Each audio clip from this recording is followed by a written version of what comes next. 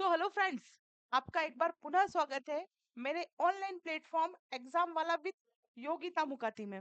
आप सभी का एक बार पुनः स्वागत है। हार्दिक हार्दिक अभिवंदन है।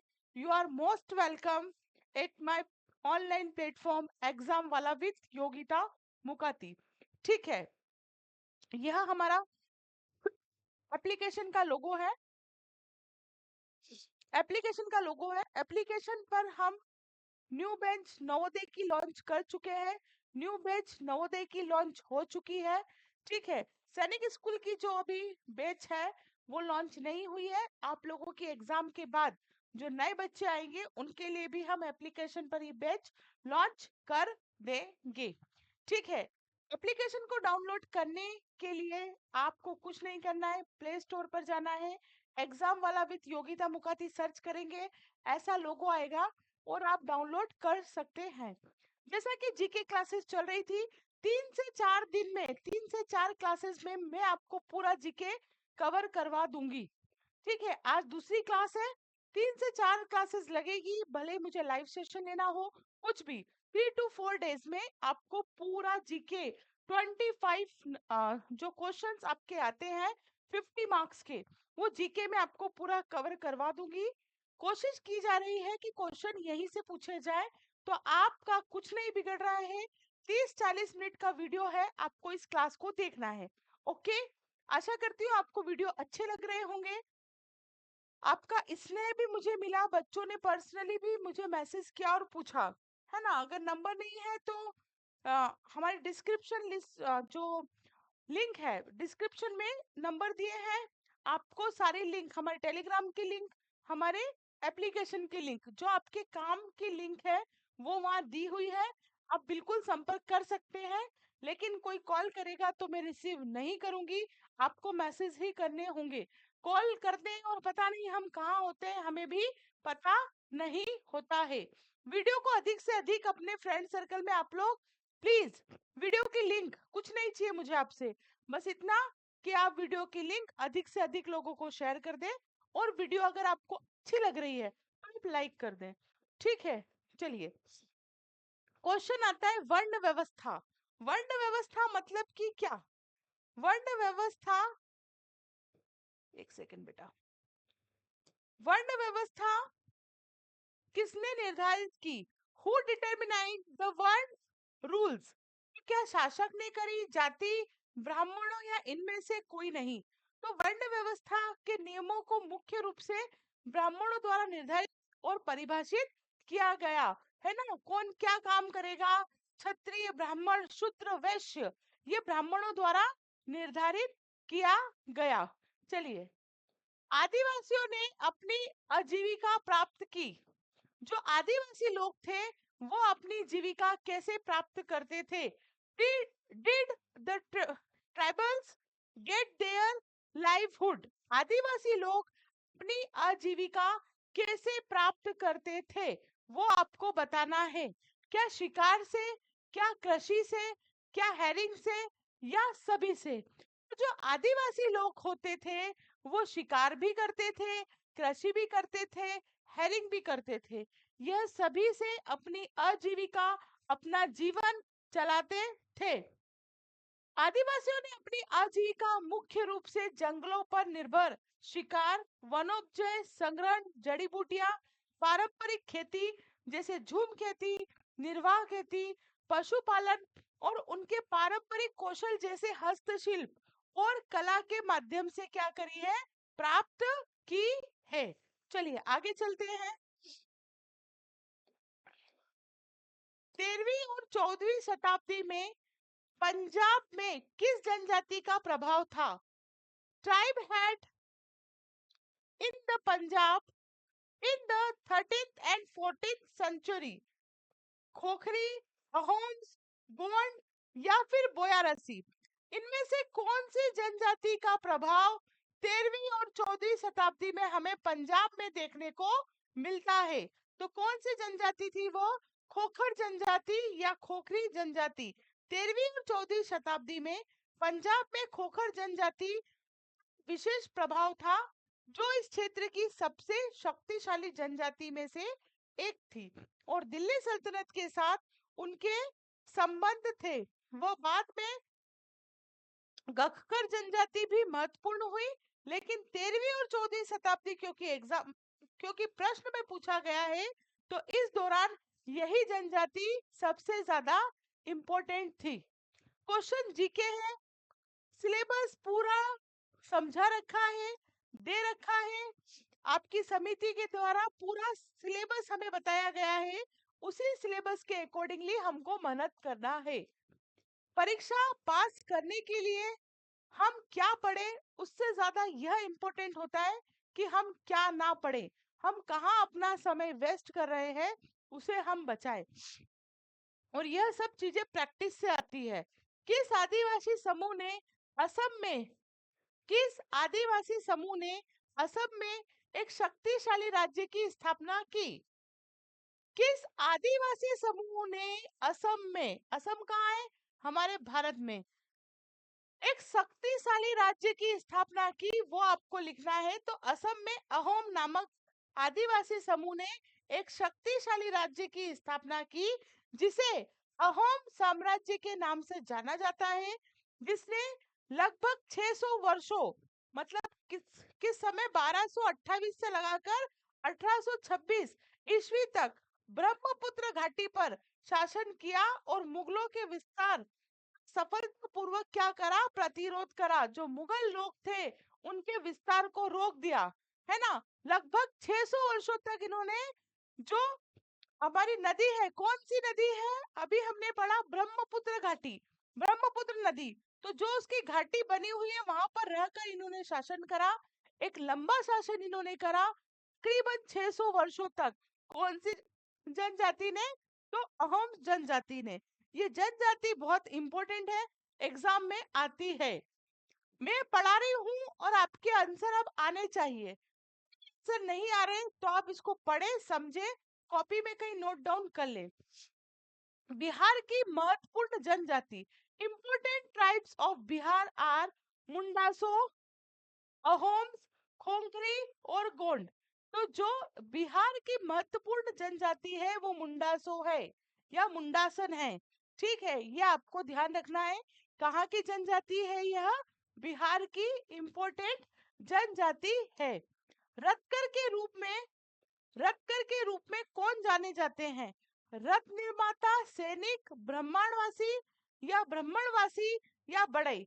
तो रथकार के रूप में रथ बनाने वाले, मतलब रथ निर्माता, कुशल कारीगरों को जाना जाता है, जो वैदिक काल से ही महत्वपूर्ण थे और जिन्हें औद्योगिक वर्ग का हिस्सा माना जाता है ना।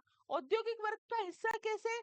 रथ बनाएंगे तो कहीं ना कहीं बेचेंगे तो सेल होगी, और औद्योगिक मतलब बिजनेस में यही होता है। बाद के समय में इन्हें महिष्य और कर्णी जैसी संकर जातियों से जोड़ा गया, जो रथ बनाने, वास्तुकला और अन्य शिल्पकला कार्यों में निपुण थे, तथा कुछ क्षेत्रों में इन्हें उच्च दर्जा भी प्राप्त था। चलिए, 2011 की जनगणना के अनुसार किस राज्य में महिलाओं में साक्षरता दर सबसे कम है? काम नहीं है, ये कम है। लिटरेसी रेट बतानी है आपको। अकॉर्डिंग टू 2011 सेंसेक्स, 2011 की जनगणना के अनुसार, जनगणना प्रत्येक 10 वर्षों में होती है, ठीक है। तो कहाँ की है? बिहार की, राजस्थान की, उड़ीसा की या सिक्किम की? तो जो सबसे कम है ना बेटा, वो बिहार की है। कहीं कहीं राजस्थान है, लेकिन यह गलत है, बिहार ही आएगा राइट आंसर। 2011 की जनगणना के अनुसार बिहार में महिलाओं की साक्षरता दर सबसे कम 51.50% थी, जबकि राजस्थान में देखो डिफरेंस है, 52 है, मतलब थोड़ी सी ज्यादा है। लेकिन सबसे निचले हिस्से में जो है वो बिहार की है। उसके बाद झारखंड में भी यह दर काफी कम थी, लेकिन बिहार सबसे निचले पायदान पर है। ठीक है, चलिए आगे चलते हैं हम। सेंसेक्स चल रहा है ना, जनगणना ही चल रही है। 2011 की 2011 की जनगणना के अनुसार केंद्र शासित राज्य में साक्षरता प्रतिशत अधिकतम है। Which UT has highest literacy percentage according to the 2011 Sensex? केंद्र शासित यूटी की बात हो रही है, ठीक है। यूटी मतलब केंद्र शासित, जिन्हें विशेष राज्य का दर्जा प्राप्त है, यूनिटेटरी है ना जिसे हम बोलते हैं। तो क्या पूछ रहा है? साक्षरता प्रतिशत अधिकतम है, सबसे ज्यादा कहां पर है? तो दिल्ली, चंडीगढ़, पुदुचेरी, लक्षद्वीप। तो इसका राइट आंसर होगा जो सर्वाधिक है वो लक्षद्वीप की है, ठीक है। 2011 की जनगणना के अनुसार, हाँ, लक्षद्वीप भारत का सर्वाधिक साक्षर केंद्र प्रदेश है, जिसकी साक्षरता दर 92.9 92.28% या लगभग इतनी थी। जिसके बाद चंडीगढ़ और दिल्ली आते हैं। दिल्ली देख के दिल्ली मत ठोके आना कि दिल्ली, ठीक है। यहाँ पर भी गलती होने के पूर्णतः चांस है। क्वेश्चन लास्ट टाइम पूछा गया है। क्वेश्चन नंबर 9, 2011 की जनगणना के अनुसार कौन सा राज्य साक्षरता के राष्ट्रीय औसत से नीचे है ना।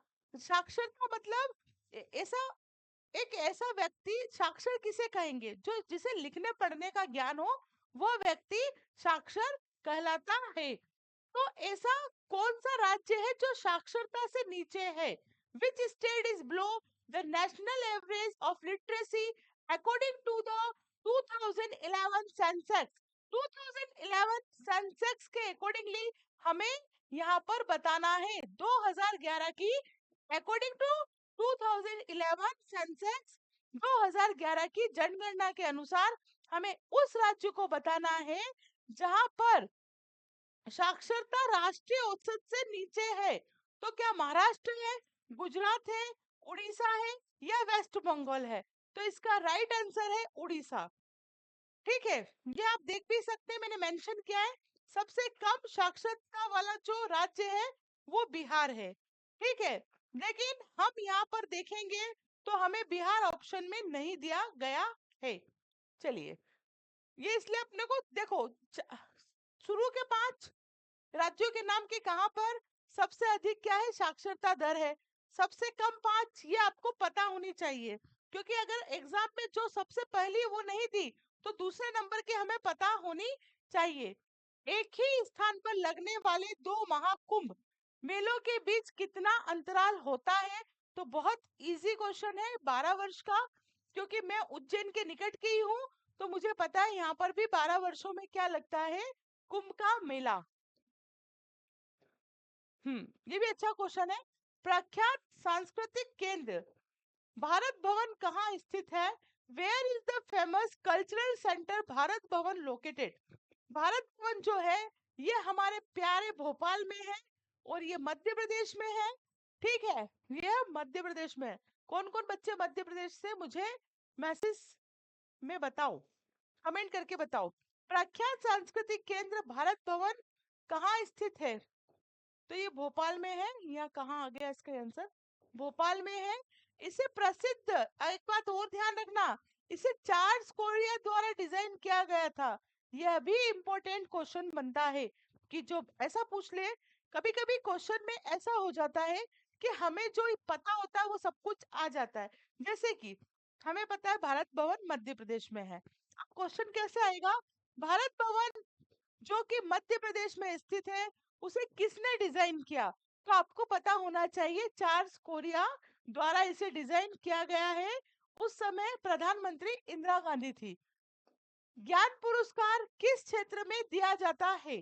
ज्ञान पुरस्कार किस क्षेत्र में दिया? साहित्य के, विज्ञान के, खेल के, कला के। ज्ञानपीठ जो पुरस्कार दिया जाता है वो साहित्य के क्षेत्र में दिया जाता है। यह भारत का सर्वोच्च साहित्यिक सम्मान है जो भारतीय संविधान की 8वीं सूची में शामिल भाषाओं और अब अंग्रेजी में भी दिया जाता है। जो हमारी भारत की अनुसूची है, टोटल 22 अनुसूचियां है, उसमें जो 8वीं अनुसूची है, 8वीं अनुसूची के अंतर्गत हमारे यहाँ 22 भाषाओं को दर्जा दिया गया है। तो वो 22 भाषाओं में ज्ञानपीठ पुरस्कार दिया जाता है और अभी इंग्लिश में भी दिया जाता है, अंग्रेजी भाषा में भी दिया जाता है। सरस्वती सम्मान की स्थापना किसके द्वारा हुई? सरस्वती सम्मान was established by whom? Tata Birla foundation द्वारा, बाय टाटा बिरला फाउंडेशन, के बिरला फाउंडेशन द्वारा, बाय के बिरला फाउंडेशन, जेके फाउंडेशन द्वारा, by JK foundation, R K foundation द्वारा, बाय आरके फाउंडेशन। सरस्वती सम्मान की स्थापना के बिरला फाउंडेशन द्वारा की गई। और कब की गई? 1991 में। ये सब पता होना चाहिए भैया। 8वीं अनुसूची में कितनी भाषाएं हैं? 22 भाषाएं, है ना? ये सब कुछ पता होना चाहिए। अभी बताया मैंने सरस्वती सम्मान की स्थापना कब हुई। अभी हमने पढ़ा कि सरस्वती सम्मान की जो स्थापना हुई वो इन द 1991 1991 में की गई। सरस्वती सम्मान की स्थापना 1991 के बिरला फाउंडेशन द्वारा की गई। भारत की संविधान की 8वीं सूची में सूचीबद्ध सभी भाषाओं में यह पुरस्कार दिया जाता है। ये भी इम्पोर्टेंट क्वेश्चन है, पता भी है कि नहीं है? पढ़ाई कैसे चल रही है आप लोगों की? क्वेश्चंस देख के क्वेश्चन बन रहे हैं क्या? कमेंट करके बताओ जल्दी से। क्वेश्चन देख रहे हो तो क्वेश्चन बन रहे हैं?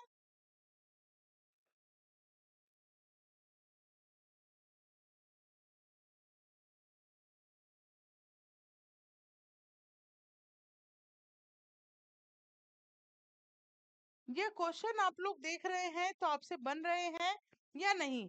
Give me the answer fast, जल्दी बताइए।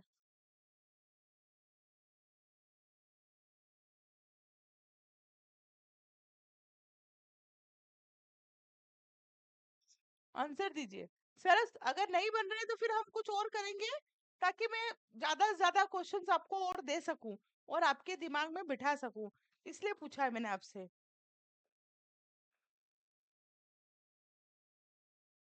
जल्दी से बता दीजिए। ये क्वेश्चन जो बोर्ड पे, इसका आंसर करिए कमेंट मुझे जल्दी से। सरस्वती सम्मान पाने वाली प्रथम महिला कौन थी? रेवती अम्मा, बालामणि अम्मा, लक्ष्मी अम्मा और चिंतामणि अम्मा। तो जो पहला पुरस्कार मिला था वह मिला था बालमणि अम्मा को, जिन्हें 1995 में इनने किसमें लिखा था? मलयालम में। उनकी कविता संग्रह निवेदनम काय के लिए दिया गया था? निवेदनम के लिए। निवेदनम कौन सी भाषा में लिखी गई है? मलयालम में। पहली बार इन्हें ही सरस्वती सम्मान मिला था। सरस्वती सम्मान कितनी भाषाओं में दिया जाता है? तो मैंने आपको बताया है कि संविधान की 8वीं अनुसूची में टोटल कितनी भाषाएं हैं बेटा? 22 भाषाएं, मतलब 22 भाषाओं में दिया जाता है। सरस्वती सम्मान भारत के संविधान की 8वीं अनुसूची में सूचीबद्ध 22 भाषाओं में से किसी भी उत्कृष्ट साहित्य कृति, गद्य या पद्य के लिए दिया जाता है। चलिए, क्वेश्चन 17, टैगोर पुरस्कार निम्न में से किस क्षेत्र में प्रदान किया जाता है? इसका आंसर बताओ कमेंट के द्वारा, जल्दी से कमेंट करो। राष्ट्रीय एकीकरण, नेशनल नेशनल इंटीग्रेशन, सांस्कृतिक समरसता, कल्चर हार्मनी,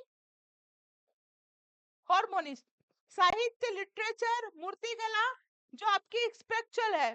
तो किसके लिए टैगोर पुरस्कार दिया जाता है?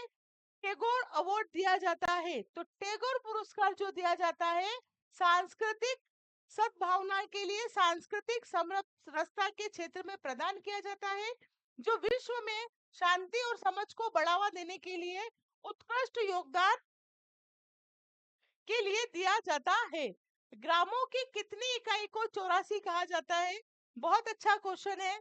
इसका क्वेश्चन का जो आंसर है वो क्वेश्चन में ही छुपा हुआ है। ग्रामों की कितनी इकाइयों को 84 कहा जाता है?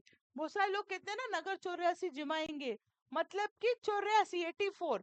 ग्रामों की 84 इकाइयों को क्या कहा जाता है? 84 कहा जाता है। लंबाई का अंतरराष्ट्रीय मात्रक, इंपोर्टेंट क्वेश्चन।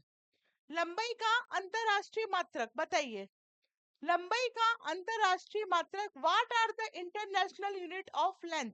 क्या गज है, फुट है, सेंटीमीटर है या मीटर है? तो जो इसका अंतरराष्ट्रीय मात्रक है वो मीटर है। लंबाई का अंतरराष्ट्रीय मात्रक मीटर है। बोलो 10 बार कि लंबाई का अंतरराष्ट्रीय मात्रक मीटर है। बोलिए जल्दी से 10 बार बोलो।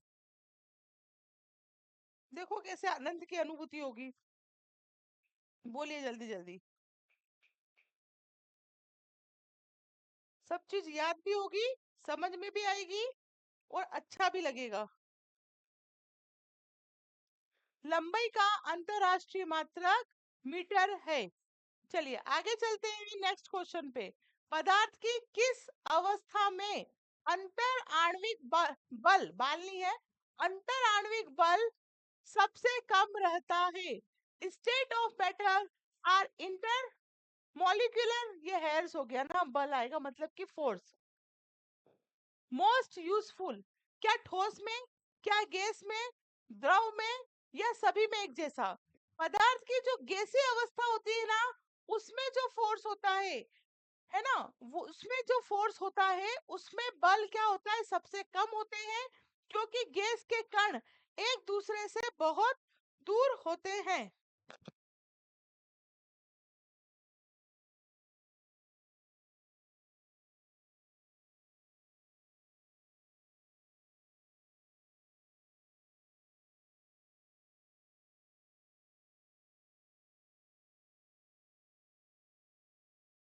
चलिए थोड़ा सा इम्पोर्टेंट था।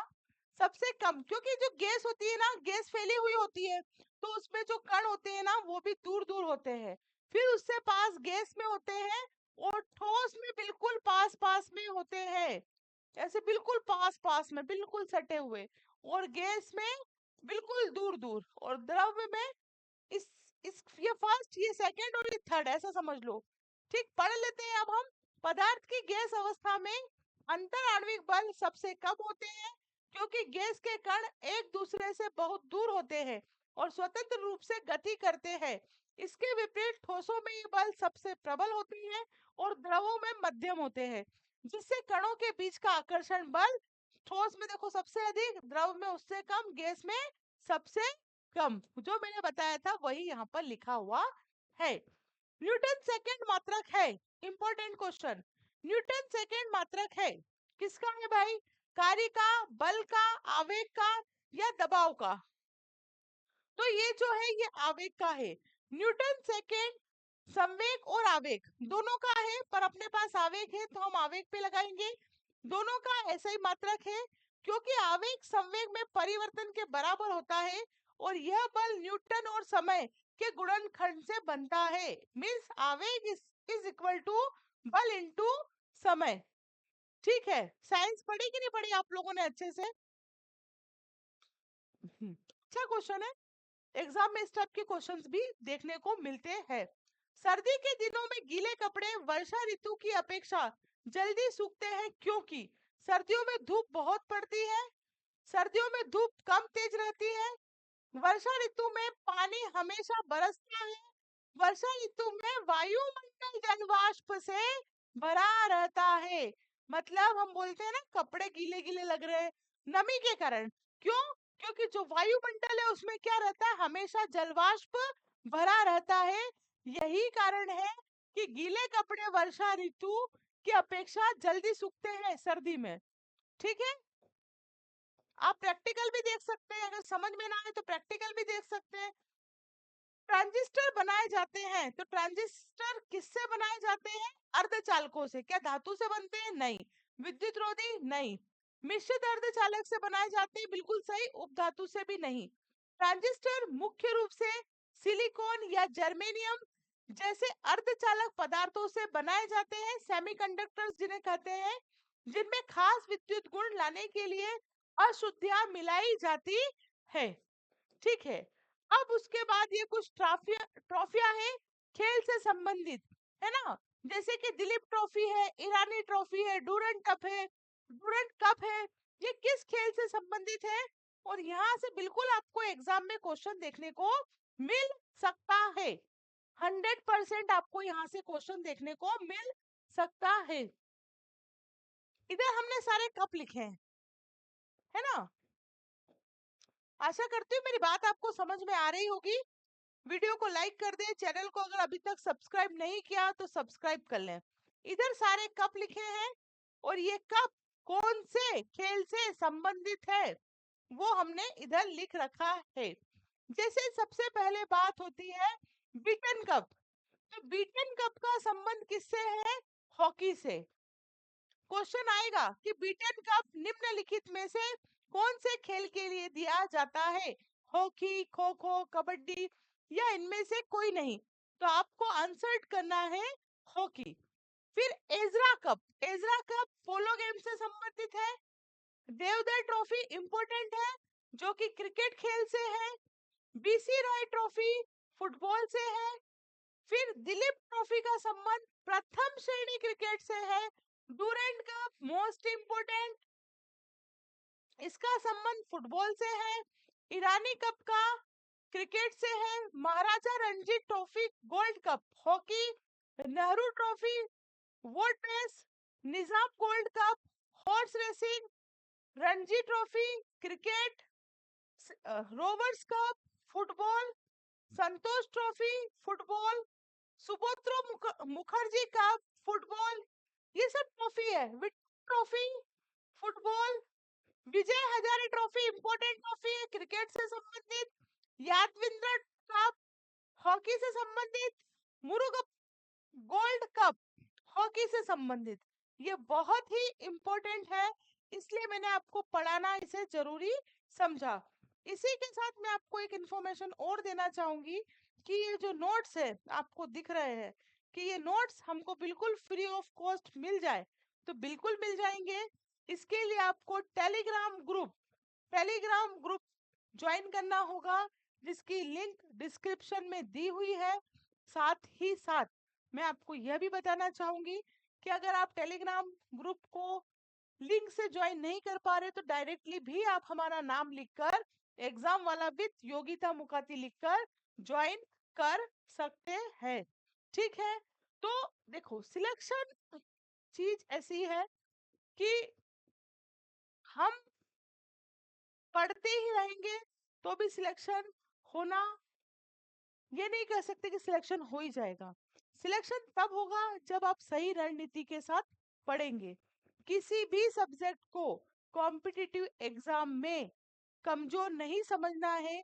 सभी सब्जेक्ट्स को आपको इक्वली टाइम देना है और इक्वलिटी के साथ पढ़ना है। ठीक, अभी 2 से 3 क्लासेस मैं आप लोगों की और लूंगी। उन 2 से 3 क्लासेस में मैं आपको पूरा जीएस या फिर आप अगर समझे तो जीके कंप्लीट करवा दूंगी। आपसे इतना ही निवेदन है कि अपने फ्रेंड सर्कल को ये लिंक सेंड कर दे ताकि वह भी इसे ज्वाइन कर ले।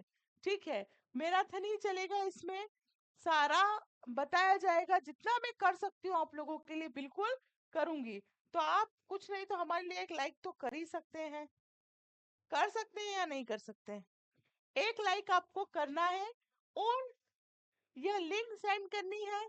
अगर आपको पढ़ाने का तरीका समझ में आ रहा है तो चैनल को सब्सक्राइब कर ले, अदरवाइज कोई दिक्कत नहीं है, है ना? तो आप जुटे रहे, लगे रहे।